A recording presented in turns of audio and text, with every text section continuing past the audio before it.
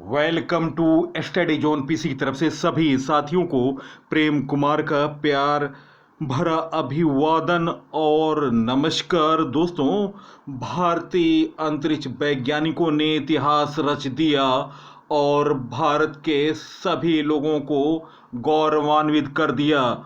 दोस्तों, वो पल कैसे भुलाया जा सकता है। चेहरों पर, सबके चेहरों पर खुशियां थी। और दोस्तों, भारतीय चंद्रयान 2 की नाकामयाबियों से एक समय डर लग रहा था कि शायद फिर भी कोई ऐसा संकट आ जाए। लेकिन कहते हैं कि भारतीय वैज्ञानिक हर क्षेत्र में सक्षम हैं और अपने हुनर का उन्होंने विश्व जगत में लोहा मनाया।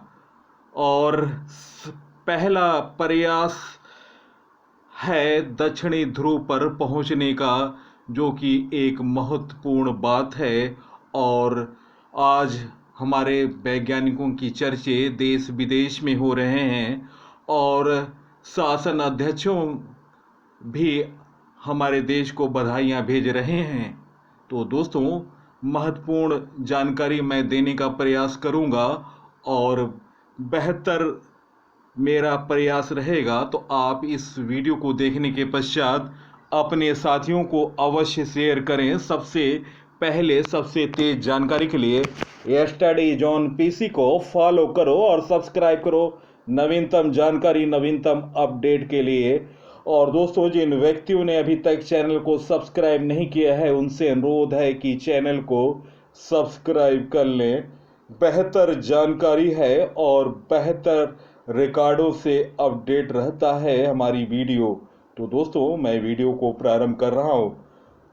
फर्स्ट क्वेश्चन, चंद्रमा के दक्षिणी ध्रुव पर पहुंचने वाला पहला देश कौन बना? गाइज, इस प्रश्न का सही उत्तर है निम्न ऑप्शनों में ऑप्शन डी, भारत।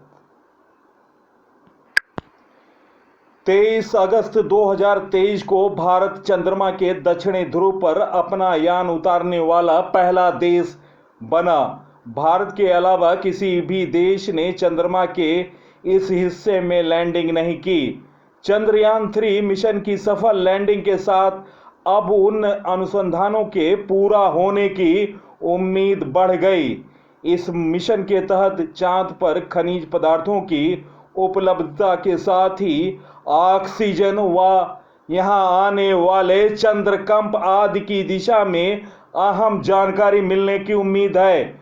उत्तराखंड अंतरिक्ष उपयोग केंद्र के पूर्व निदेशक व HNB गढ़वाल केंद्रीय विश्वविद्यालय के प्रोफेसर MPS विफ्ट के मुताबिक चांद की सतह पर बड़े बड़े गड्ढों की हकीकत भी चंद्रयान 3 स्पष्ट कर पाएगा। दोस्तों, चंद्रयान की सफलता की कहानी डेट वाइज। दोस्तों, 14 जुलाई LVM-3M4 व्हीकल के माध्यम से चंद्रयान 3 को आंध्र प्रदेश के श्री हरिकोटा से सफलतापूर्वक छोड़ा गया।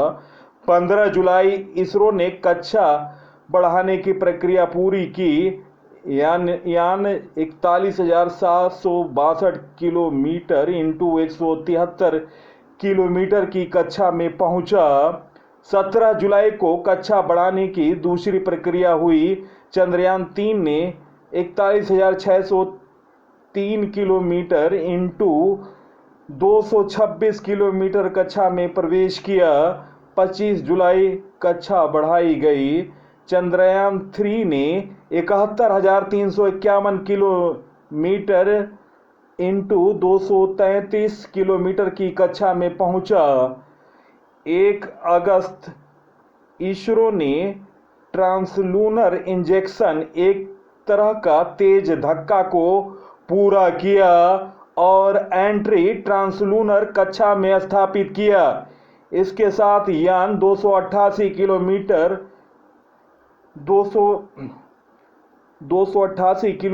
इंटू 3,69,328 किलोमीटर की कक्षा में पहुंच गया। 5 अगस्त चंद्रयान 3 लूनर ऑर्बिट इनर्जर्सन चंद्रमा की पहुंचने की प्रक्रिया पूरी हुई। यान 164 किलोमीटर इंटू 18,074 किलोमीटर की कक्षा में पहुंचा। 6 अगस्त 2023 को यान चंद्रमा के निकट 170 किलोमीटर इंटू 4,313 किलोमीटर की कक्षा में पहुंचा। 9 अगस्त चंद्रमा के निकट पहुंचने की एक प्रक्रिया पूरी होने के बाद चंद्रयान 3 की कक्षा घटकर 174 किलोमीटर इंटू 1,437 किलोमीटर रह गई। 14 अगस्त चंद्रमा के निकट पहुंचने की एक प्रक्रिया पूरी हुई। यान 151 किलोमीटर इंटू 179 किलोमीटर की कक्षा में पहुंचा। 16 अगस्त को फायरिंग की प्रक्रिया पूरी होने के बाद यान को 153 किलोमीटर की कक्षा में पहुंचाया गया। 17 अगस्त को लैंडर मॉड्यूल को अलग किया गया। 19 अगस्त को इसरो ने लैंडर मॉड्यूल की कक्षा घटाने के लिए डी बूस्टिंग की प्रक्रिया की। 21 अगस्त चंद्रयान 2 ऑर्बिटर ने औपचारिक रूप से चंद्रयान 3 लैंडर मॉड्यूल का वेलकम बडी कहकर स्वागत किया। 22 अगस्त 2023 को इसरो ने चंद्रयान 3 के लैंडर पोजीशन डिटेक्शन कैमरा से करीब 70 किलोमीटर की ऊंचाई से ली गई चंद्रमा की तस्वीर जारी की। दोस्तों, महत्वपूर्ण जानकारी, चंद्रयान 3 चंद्रमा पर दुनिया का 145वां अभियान था। रूस का लूना 25 दुनिया का 146वां अभियान था जो कि विफल हो गया। दोस्तों, चंद्रयान 3 चंद्रमा पर दुनिया का 145वां अभियान है और दोस्तों 109 में 90 अभियानों को 1958 से और 1976 के बीच चांद में भेजा गया। उसके बाद चांद पर अभियानों को भेजने का सिलसिला सुस्त हो गया। 20वीं सदी के 9वें दशक में चंद्रमा पर अभियान धीरे धीरे फिर से शुरू हो गए और 2008 में चंद्रयान 1 द्वारा चंद्रमा पर की गई पानी की खोज ने दुनिया का ध्यान चंद्रमा की ओर आकर्षित किया। दोस्तों, चंद्रयान 2019 में लॉन्च चंद्रयान मिशन में यान के लैंडर व रोवर चांद की सतह पर उतरते समय क्षतिग्रस्त हो गए थे। हालांकि ऑर्बिटर चांद के ऊपर घूमता रहा और इसके इमर्जिंग इंफ्रारेड स्पेक्ट्रोमीटर से जो आंकड़े मिले हैं उनका विश्लेषण IIRS ने किया। तब संस्थान के निदेशक प्रकाश चौहान ने बताया कि चांद पर पानी के संकेत 29 डिग्री नॉर्थ से लेकर 62 डिग्री नॉर्थ के बीच मिले हैं। चंद्रयान 1 में पानी के संकेत मिले थे, पर चंद्रयान 2 में प्रकाश चौहान और उनकी टीम ने उपलब्धता को स्पष्ट करते हुए बताया था कि पानी 800 से 1000 ppm पार्ट्स पर मिलियन पाया गया। दोस्तों, सोवियत संघ ने भी अपने अभियानों को भेजा था और लूना उनका प्रोग्राम था। 1959 से 1976 के बीच सोवियत संघ द्वारा चंद्रमा पर रोबोट अंतरिक्षयान मिशनों की एक श्रृंखला थी। दोस्तों, लूना 2 सितंबर 1959 में भेजा, लूना 7 अक्टूबर 1965 में भेजा, लूना 8 दिसंबर 1965 में भेजा, लूना 9 जनवरी 1966 में भेजा, लूना 13 दिसंबर 1966 में भेजा, लूना 15 जुलाई 1969 में भेजा, लूना 16 सितंबर 1970 में भेजा, लूना 17 नवंबर 1970 में भेजा, 17वां श्रृंखला का था।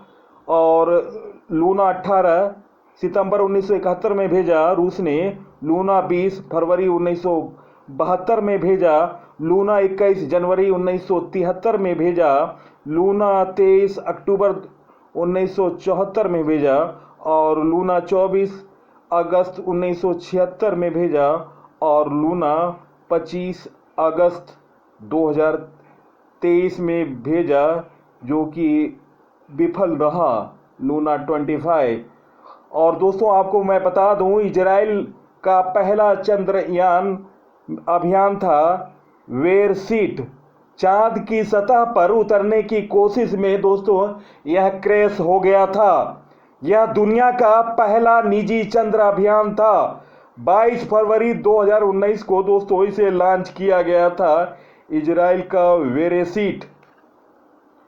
और दोस्तों चीन के अंतरिक्षयान के बारे में जानकारी, चांग-ई 3 चीन का पहला मून लैंडर था जिसने चीन की अंतरिक्ष एजेंसी ने 1 दिसंबर 2013 को सफलतापूर्वक लॉन्च किया।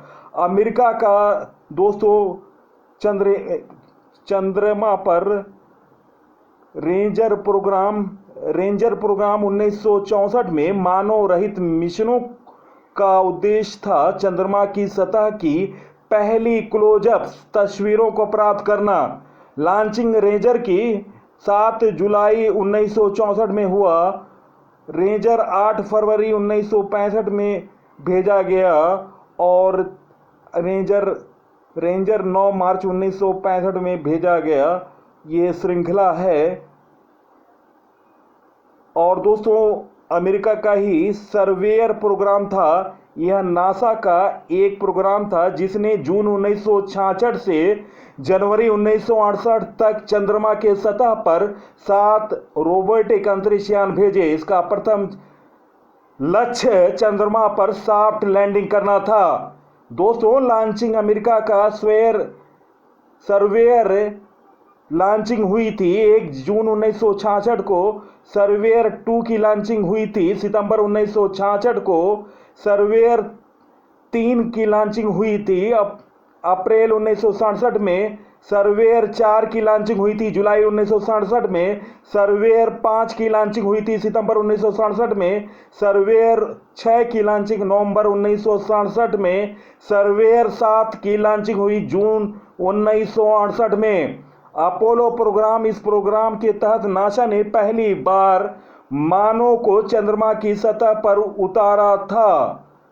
और दोस्तों अपोलो की जो पहली लॉन्चिंग हुई थी 11 जुलाई 1969 और अपोलो की दूसरी लॉन्चिंग हुई थी अपोलो 11 की जो लॉन्चिंग हुई थी जुलाई 1969 में।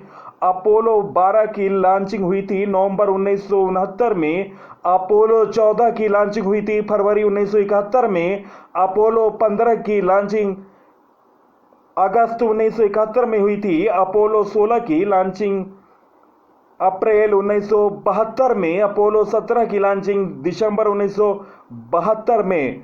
दोस्तों जुलाई 1969 में चांद की सतह पर कदम रखने वाला नील आर्मस्ट्रांग पहला इंसान था। और दोस्तों बता दूं अब तक चंद्रमा पर 12 व्यक्ति ही पहुंच सके हैं। और चंद्रयान 3 के लैंडर मॉड्यूल की निगरानी करेगा यूरोपीय अंतरिक्ष एजेंसी। इसरो के वैज्ञानिकों के अलावा यूरोपीय अंतरिक्ष एजेंसी EASA के अधिकारी ने चंद्रयान 3 के मिशन के लैंडर मॉड्यूल की निगरानी कर रहे हैं।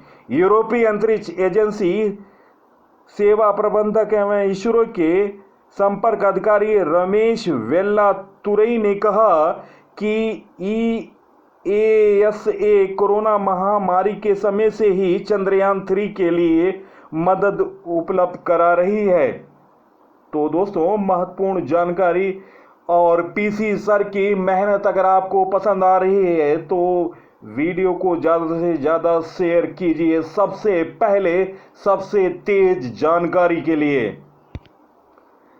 चंद्रयान 3 की दोस्तों जानकारी लॉन्च 14 जुलाई 2023 को हुआ। दोपहर 2:35 पर लॉन्च किया गया। इसरो के सतीश धवन स्पेस सेंटर से रॉकेट LVM-3M4। और दोस्तों चंद्रयान 3 का बजट 615 करोड़ था। चंद्रयान 3 का कुल वजन 3900 किलोग्राम है। इसरो के अध्यक्ष हैं यस सोमनाथ, मिशन निदेशक हैं मोहन कुमार, रॉकेट निदेशक हैं बीजू सी थॉमस, अंतरिक्ष यान के निदेशक हैं डॉक्टर पी वीरामुथुवेल, मिशन के एसोसिएट प्रोजेक्ट डायरेक्टर हैं कल्पना कालाहस्ती, लैंडर का नाम है विक्रम, रोवर का नाम है प्रज्ञान। नेक्स्ट क्वेश्चन, एनजीटी के नए अध्यक्ष कौन बने? दोस्तों निम्न ऑप्शनों में ऑप्शन ए डॉक्टर प्रकाश श्रीवास्तव इस प्रश्न का सही उत्तर है।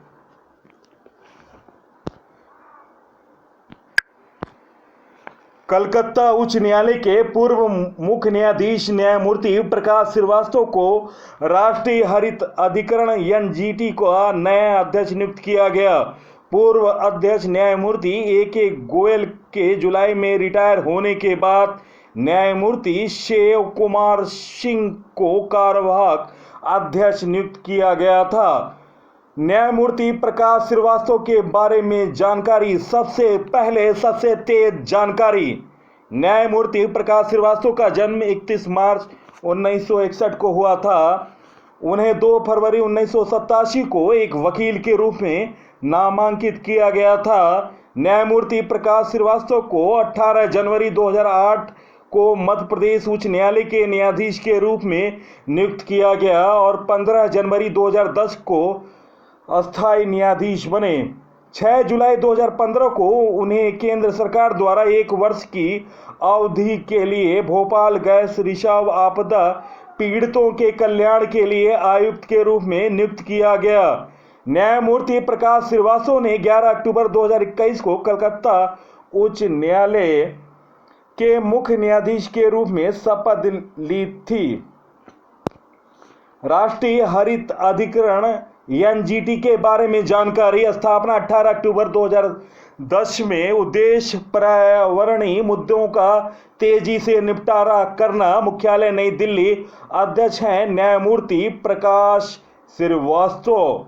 क्षेत्रीय कार्यालय है भोपाल, पुणे, कोलकाता, चेन्नई।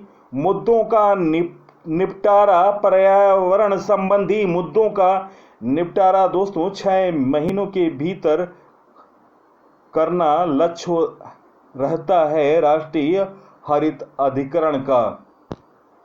हाल में हुई नई नियुक्तियां। डीईआरसी का अंतरिम प्रमुख जयंत नाथ को नियुक्त किया गया। राकेश पाल भारतीय तट रक्षक बल के 25वें निदेशक बने। मनोज यादव रेलवे सुरक्षा बल के महानिदेशक बने। पी वासुदेवन आरबीआई के कार्यकारी निदेशक बने। कृष्ण मिश्रा एफपीएसबी इंडिया के सीईओ बने।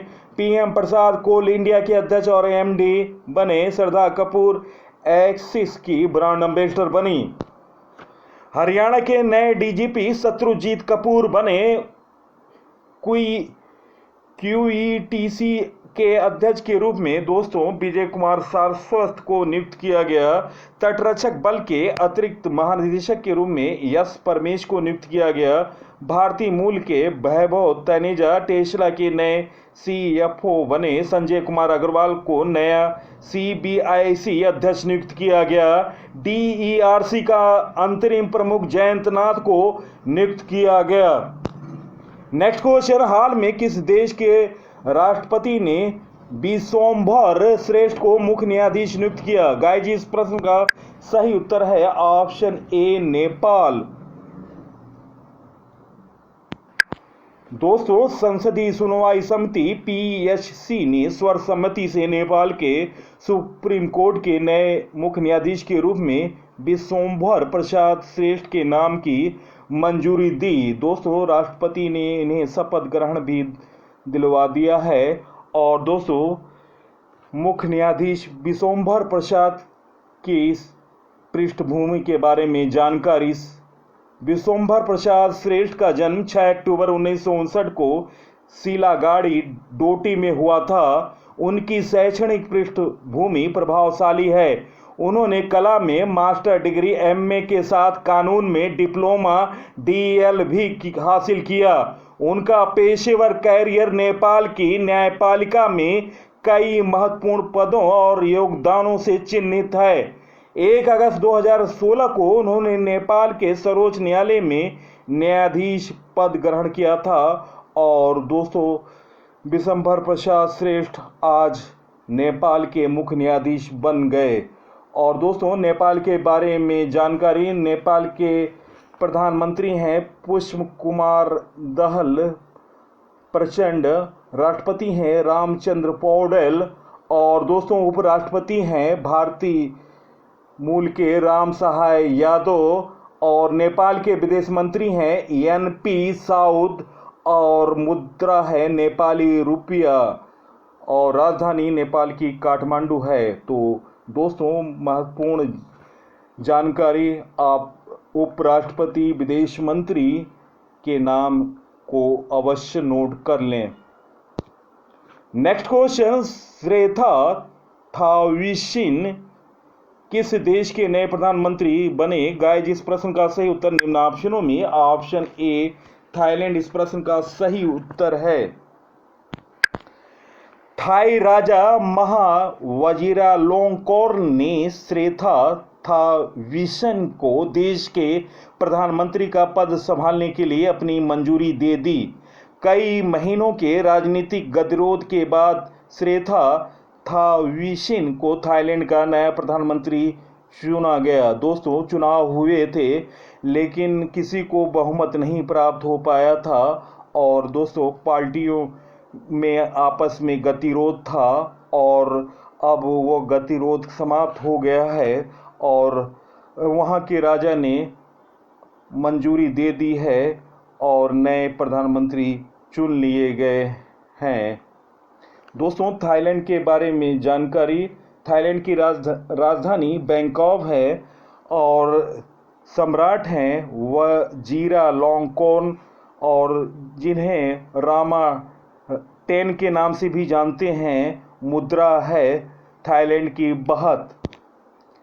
दोस्तों, कई देशों के राष्ट्राध्यक्ष चेंज हुए हैं, तो कुछ प्रमुख राष्ट्राध्यक्षों के बारे में जानकारी नोट कर लें। दक्षिण कोरिया के राष्ट्रपति योन सुक योल बने, इटली के प्रधानमंत्री जॉर्जिया मेलोनी बनी, इजराइल के प्रधानमंत्री बेंजामिन नेतन्याहू, फ्रांस के राष्ट्रपति एमेनुएल मैक्रों, ब्राजील के राष्ट्रपति लूला डा सिल्वा, दक्षिण अफ्रीका के राष्ट्रपति सिरिल रामफोसा, ब्रिटेन के प्रधानमंत्री ऋषि सुनक, कनाडा के प्रधानमंत्री जस्टिन ट्रूडो।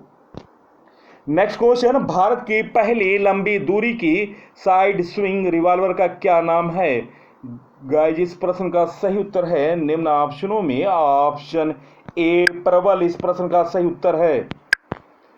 भारत की पहली लंबी दूरी की साइड स्विंग रिवॉल्वर प्रबल नागरिकों और हथियार डीलरों के लिए लॉन्च की गई। निर्माण किया है advance weapons and equipment India Kanpur द्वारा। यह रिवॉल्वर 50 मीटर दूर तक के लक्ष्य पर सटीक निशाना लगाने में सक्षम है। प्रबल का वजन 675 ग्राम कारतूस को छोड़कर, और इसकी कुल लंबाई है 187.7 मिलीमीटर। नेक्स्ट क्वेश्चन, एनटीसीए के द्वारा किस राज्य के धौलपुर करोल रिजर्व को टाइगर रिजर्व के रूप में मान्यता दी गई? गाइस, इस प्रश्न का सही उत्तर निम्न ऑप्शनों में ऑप्शन ए राजस्थान इस प्रश्न का सही उत्तर option A. Dholpur Karauli reserve Rajasthan में स्थित है। यह राजस्थान का 5वां टाइगर रिजर्व बन जाएगा। राष्ट्रीय बाघ संरक्षण प्राधिकरण एनटीसीए ने धौलपुर करोली रिजर्व को अपना अंतिम मंजूरी दे दी है। दोस्तों, राजस्थान के बारे में जानकारी, राजस्थान का गठन 30 मार्च 1949 को हुआ। मुख्यमंत्री हैं अशोक गहलोत और राज्यपाल हैं कलराज मिश्रा। लोकसभा सीट 25, राज्यसभा सीट 10, विधानसभा सीट है 200 और जिलों की संख्या 33 है। और राजस्थान के नवीनतम करंट अफेयर के बारे में जानकारी, नवीनतम करंट अफेयर है भारतीय विमानपत्तनम प्राधिकरण की ओर से जारी ग्राहक संतुष्टि सर्वे में राजस्थान का महाराणा प्रताप एयरपोर्ट उदयपुर दूसरे स्थान पर रहा। G20 देशों के 21-22 अगस्त व्यापार और निवेशकार समूह तथा 24-25 अगस्त को मंत्री स्तरीय बैठक जयपुर में हुई। राज्य में सुरक्षित स्कूल सुरक्षित राजस्थान अभियान, सरकारी विद्यालयों में असुरक्षित स्पर्श गुड टच बैड टच के प्रति जागरूकता का प्रथम चरण की शुरुआत 26 अगस्त 2023 को होगा। सिंगापुर में राजस्थान के राज आवासन मंडल को एशिया का बेस्ट एम्प्लॉयर ब्रांड अवार्ड 2023 से सम्मानित किया गया। राज्य सरकार द्वारा बेरवा जाति वर्ग के लिए राज्य बालीनाथ बोर्ड का गठन की घोषणा की गई। 15 अगस्त से 30 सितंबर 2023 तक प्रदेश में राजस्थान मिशन 2030 का क्रियान्वयन किया जा रहा है। राजस्थान उर्दू अकादमी की ओर से 2021-22 बेदिल बीकानेरी अवार्ड चांद मोहम्मद शेख को दिया गया। और दोस्तों 25वां राजीव गांधी राष्ट्रीय सद्भावना पुरस्कार वनस्थली विद्यापीठ टोक को दिया गया। राजस्थान स्टेट गैस RCGL द्वारा स्वास्थ्य सुरक्षा व पर्यावरण संरक्षण नीति 25 जुलाई 2023 को लागू की गई। प्रधानमंत्री नरेंद्र मोदी ने 27 जुलाई 2023 राजस्थान में 6 एकलव्य मॉडल आवासीय विद्यालय EMRS का उद्घाटन किया। भारत में पहली बार मुकंदरा हिल्स अभयारण्य के नीचे 8 लेन की ट्विन टनल बनाई गई। और दोस्तों राजीव गांधी खेल रत्न पुरस्कार क्रिकेट का किशन रुंगटा को मिला। महत्वपूर्ण जानकारी मैंने दिया है सबसे पहले और सबसे तेज, तो आप वीडियो को अपने साथियों को अवश्य शेयर करें और महत्वपूर्ण चीज़ों को नोट करने की आदत डालें। NTCA के बारे में जानकारी। NTCA का फुल फॉर्म है national tiger conservation authority. NTCA का गठन दिसंबर 2005 में किया गया था। गठन वन्य जीव संरक्षण अधिनियम 1972 के तहत किया गया। NTCA के अध्यक्ष भारत के पर्यावरण मंत्री होते हैं। किसी भी टाइगर रिजर्व को मंजूरी NTCA के द्वारा दी जाती है। दोस्तों राज्यवार बाघों की संख्या में शीर्ष 10 के बारे में जानकारी। और दोस्तों तुलनात्मक अध्ययन भी मैं कर रहा हूं और अभी नवीनतम आंकड़े आए हैं 2022 के, उसके बारे में 10 राज्यों की संपूर्ण डेटा मैं प्रस्तुत कर रहा हूं। मध्य प्रदेश में जहां बाघों की संख्या 2018 में 526 थी, 2022 में बढ़कर 785 हो गई और पहले नंबर पर है मध्य प्रदेश। दूसरे नंबर पर कर्नाटक। वर्ष 2018 में 524 बाघों की संख्या थी और वर्ष 2022 में 563 हो गई। तीसरे स्थान पर उत्तराखंड, 442 बाघ थे 2018 में, जो कि बढ़कर वर्ष 2022 के आंकड़ों में 560 हो गई। चौथे स्थान पर महाराष्ट्र, 312 बाघ थे 2018 में और यह संख्या बढ़कर 444 हो गई 2022 में। तमिलनाडु में बाघों की संख्या 2018 में 264 थी और यह बढ़कर 2022 में 306 हो गई। असम में 190 बाघ थे वर्ष 2018 में, जो कि बढ़कर ये संख्या 227 हो गई। केरल में 2018 में 190 बाघ थे और यह संख्या 2022 में बढ़कर 227 हो गई। केरल में 190 बाघ थे 2018 में और यह संख्या बढ़कर 2022 में 213 हो गई। उत्तर प्रदेश में बाघों की संख्या 2018 में 173 थे और वर्ष 2022 के आंकड़ों में 205 हो गई। बंगाल में बाघों की संख्या 2018 में 88 थी, जो कि बढ़कर 2022 में 101 हो गई। और राजस्थान में 2018 में बाघों की संख्या 69 थी, जो कि बढ़कर 2022 में 88 हो गई। तो ये महत्वपूर्ण जानकारी है, आप इस डाटा को नोट कर लें।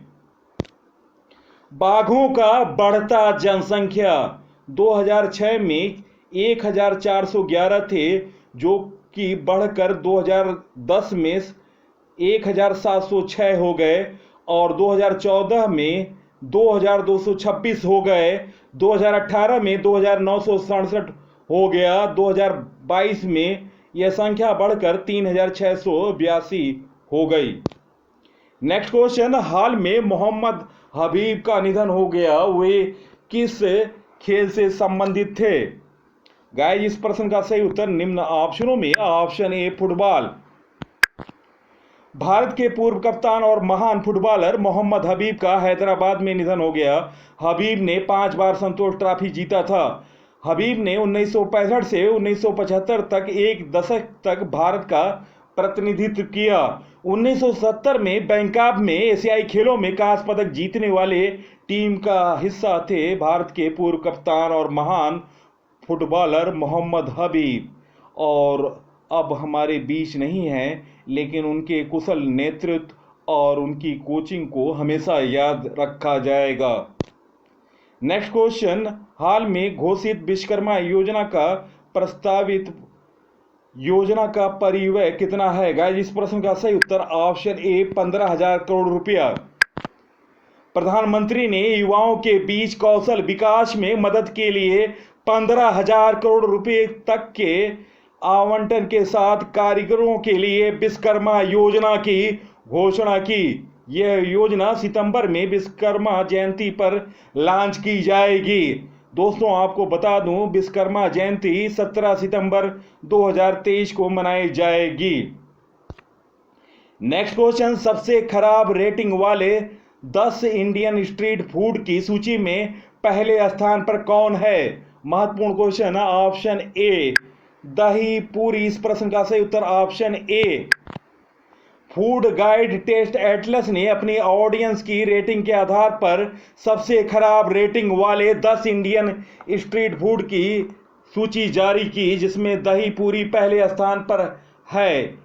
एमपी में प्रसिद्ध सेव दूसरे स्थान पर है। मध्य प्रदेश का सेव दूसरे स्थान पर है, जिसके बाद दाबेली, बॉम्बे सैंडविच, अंडा भुर्जी, दही वड़ा, साबूदाना वड़ा, पापड़ी चाट, गोभी पराठा और बोंडा का स्थान है।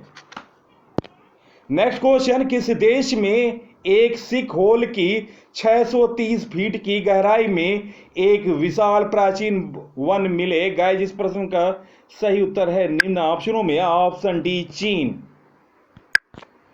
डेली मेल न्यूज वेबसाइट की रिपोर्ट के अनुसार चीन में एक सिक होल की 630 फीट गहराई में एक विशाल प्राचीन वन की खोज की गई।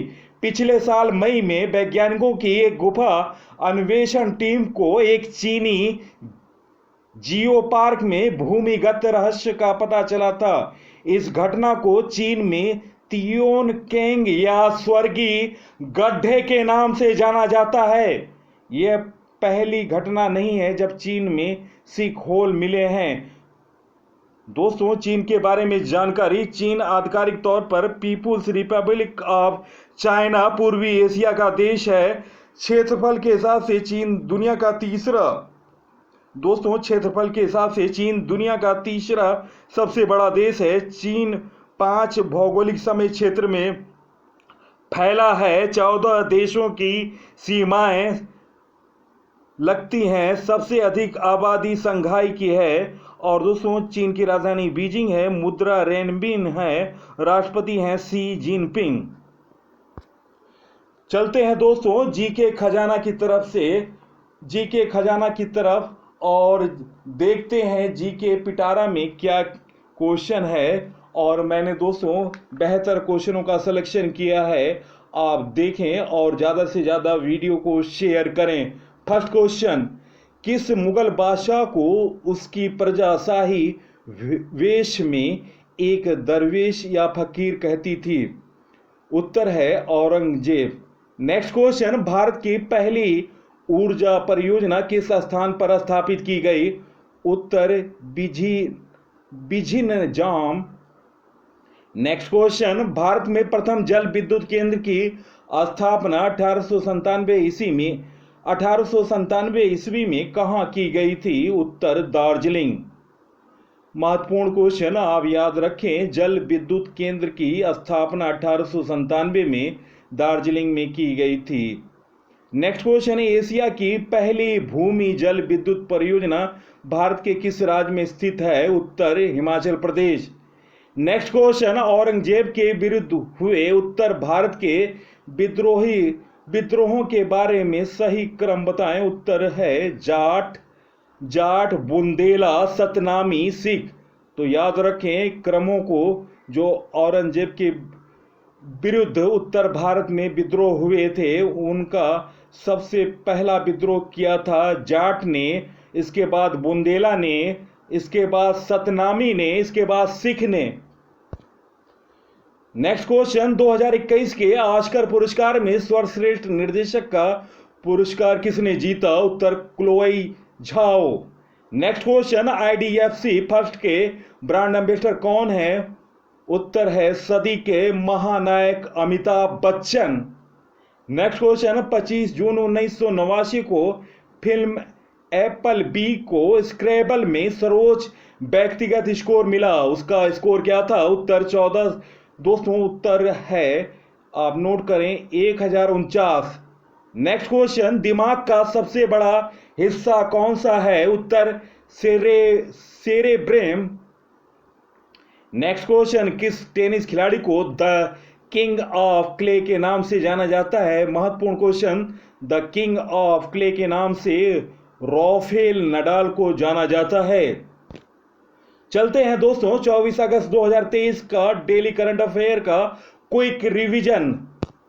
फर्स्ट क्वेश्चन, हाल में किस क्रिकेटर को दोस्तों EC द्वारा नेशनल आइकन के रूप में नामित किया गया? गाइस इस प्रश्न का सही उत्तर ऑप्शन ए, सचिन तेंदुलकर। दोस्तों EC का फुल फॉर्म है इलेक्शन कमीशन, चुनाव आयोग होता है, और चुनाव आयोग द्वारा नेशनल आइकन के रूप में सचिन तेंदुलकर को नामित किया गया।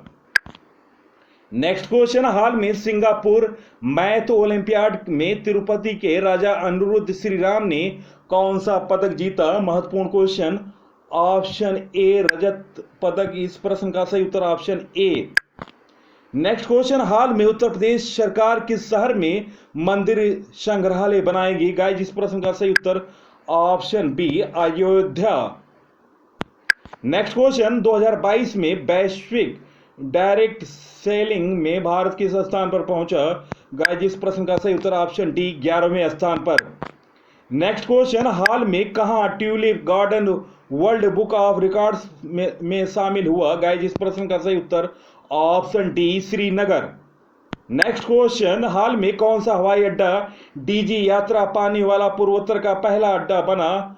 निम्न ऑप्शनों में ऑप्शन ए, गुवाहाटी।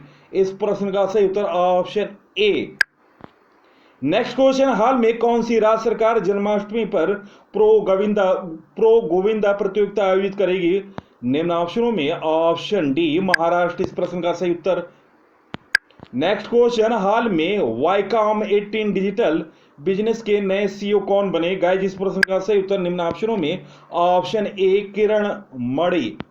नेक्स्ट क्वेश्चन, ब्रिक्स शिखर सम्मेलन 2023 किस देश में शुरू हुआ?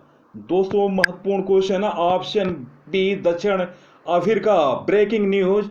और दोस्तों अगले बार से 6 नए देश और जुड़ेंगे, तो कल के वीडियो में देखिएगा कौन कौन देश शामिल हुआ। सबसे पहले सबसे तेज जानकारी मैं दे रहा हूं। नेक्स्ट क्वेश्चन, हाल में अनाहत सिंह ने एशियाई जूनियर स्क्वैश में कौन सा पदक जीता? गाइस इस प्रश्न का सही उत्तर है निम्न ऑप्शनों में ऑप्शन ए, स्वर्ण पदक। दोस्तों वीडियो देखने पर बहुत बहुत धन्यवाद। सबसे पहले सबसे तेज जानकारी के लिए ये स्टडी जोन पीसी को फॉलो करो और सब्सक्राइब करो नवीनतम जानकारी और नवीनतम अपडेट के लिए। दोस्तों एक दिन पूर्व मैंने उत्तराखंड के वीडियो को अपलोड किया है। आप सभी वीडियो को देखें और अपने साथियों को अवश्य शेयर करें। सबसे पहले सबसे तेज जानकारी के लिए ये स्टडी जोन पीसी को सब्सक्राइब करें। बेहतर जानकारी और बेहतर मैंने प्रस्तुति दी है, तो आप ज़्यादा से ज़्यादा लाइक शेयर और सब्सक्राइब करें और अपने साथियों से वीडियो को देखने का सजेस्ट करें। तो दोस्तों इसी के साथ मैं इस अंक से विदा ले रहा हूं। अगले अंक में आपसे मुलाकात होगी। नमस्कार, वंदे मातरम।